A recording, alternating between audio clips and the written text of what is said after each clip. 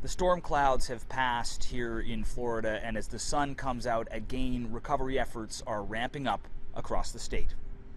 In the aftermath of Milton, it's a tale of two coasts in Florida. On the Gulf Coast, where the hurricane made landfall, high winds and storm surge hit hard. But as people return to the area, a feeling on the ground that things could have been much worse.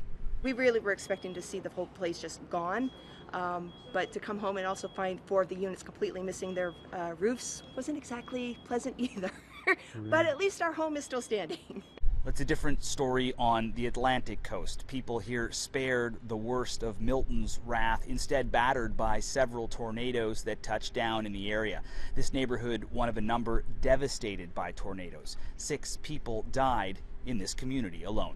It came from over there, right over the house this way, and kept going that way. That's what all those other houses that Straight past here. Yeah, and I found 3 people dead over there. As soon as it went, I went outside and I started looking for people. And Did you know them? Or? yeah, they were my neighbors. We all know each other here. It's a great community.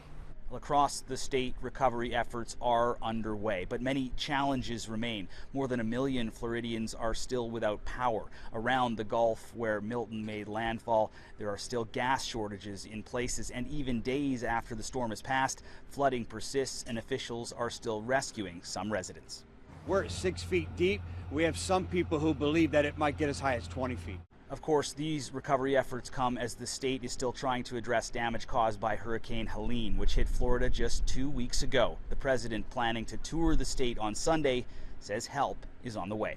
We're going to be going to the Congress. We're going to need a lot of help. We're going to need a lot more money as we identify specifically how much is needed.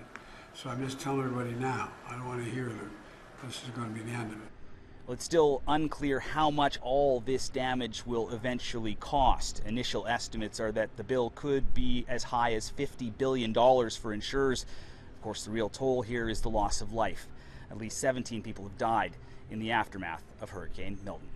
Aaron Collins, CBC News, Fort Pierce, Florida.